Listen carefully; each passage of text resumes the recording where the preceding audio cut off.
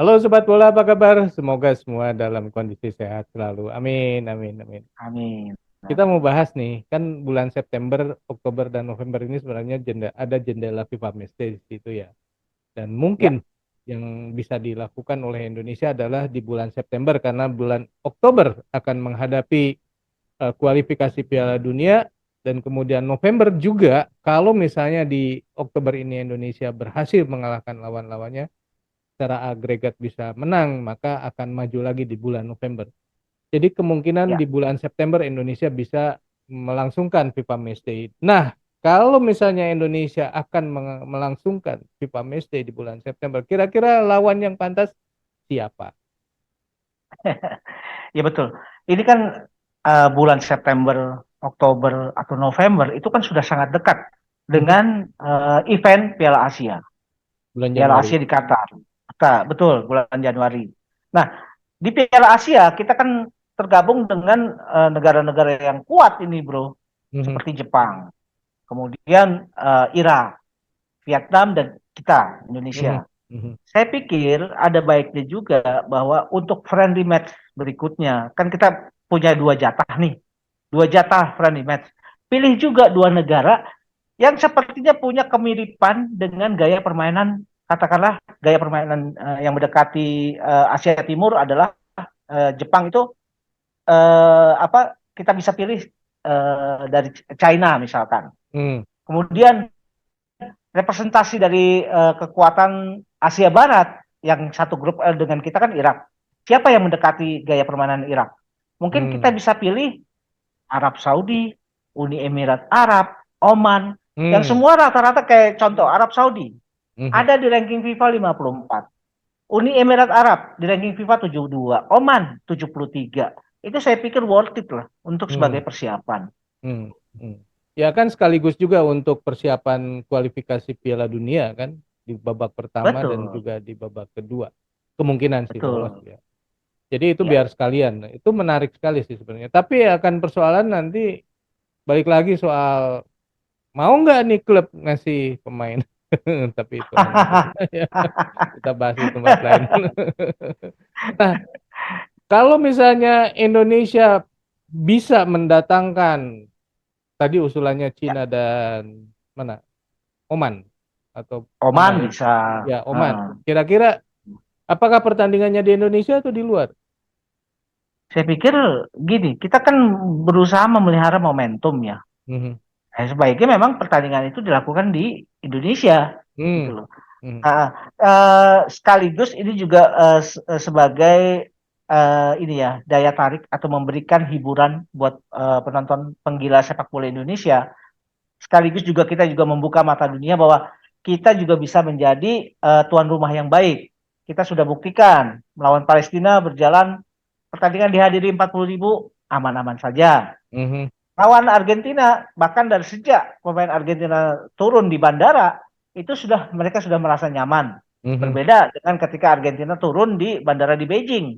Mhm. Mereka seperti orang yang ketakutan gitu loh. Tapi Mhm. ketika mereka turun di bandara Soekarno-Hatta, mereka kan sudah merasa nyaman gitu loh.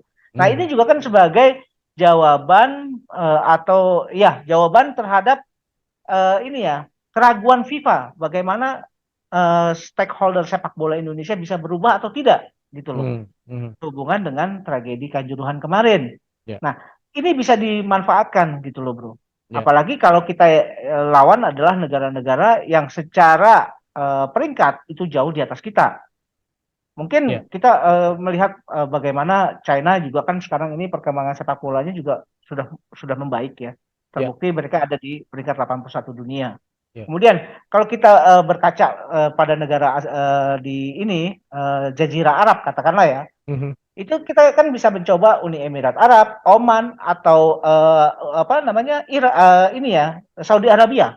Hmm. Itu juga kan negara-negara yang bagus untuk dijadikan lawan tanding. Bro, ini yang untuk mewakili Jepang, ya. Hmm, Kenapa memilih Cina tidak Korea Selatan? ya. Bisa saja, itu kan opsi ya. Ya, ya, Opsi. ya. Apalagi kalau misalkan jalur relasinya STY itu dimanfaatkan. Hmm. Kalau misalkan STY bisa juga katakanlah bisa menghadirkan Korea, itu malah lebih bagus Iya, iya. gitu.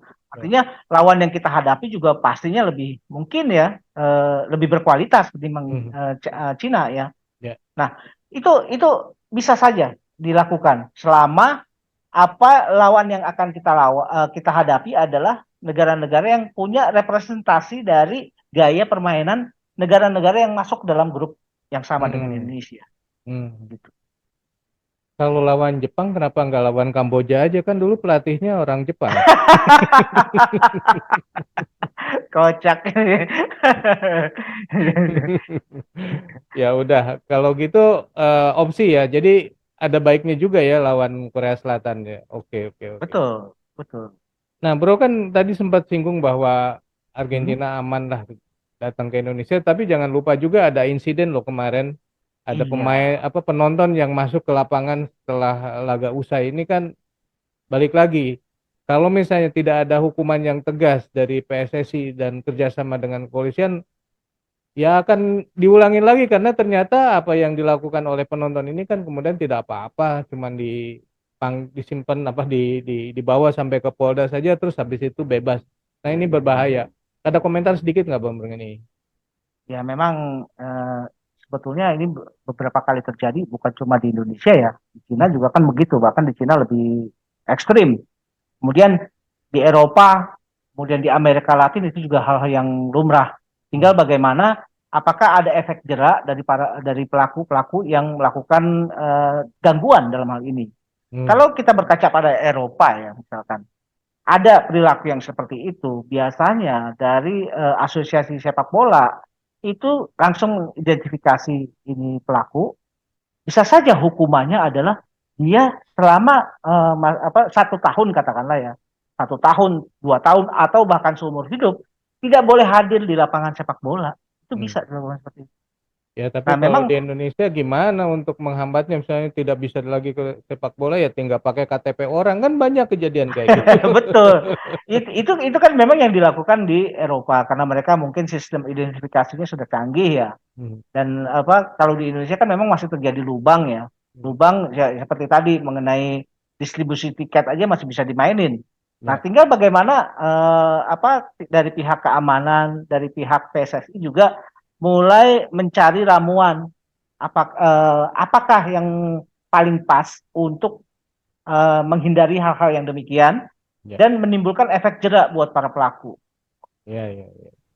Ya kita kembali ke pokok yang tadi kita bahas, yaitu siapa yang lawan layak untuk menjadi partner Ya, di FIFA Matchday di bulan September nanti. ya. Kalau menurut sobat sendiri kira-kira siapa ya yang pantas gitu ya? Apakah Papua New Guinea atau Timor Leste, Kamboja? Kayaknya enggak ya, pasti tim-tim kelas atas ya. Ya memang sih kalau nggak Oman, Arab Saudi, atau Cina, atau Korea Selatan itu menurut saya yang bagus. Silakan tulis di kolom komentar dan sampaikan alasannya. Sekian dulu obrolan kita lanjut di video yang akan datang. Sampai jumpa, bye. Thank you, bro.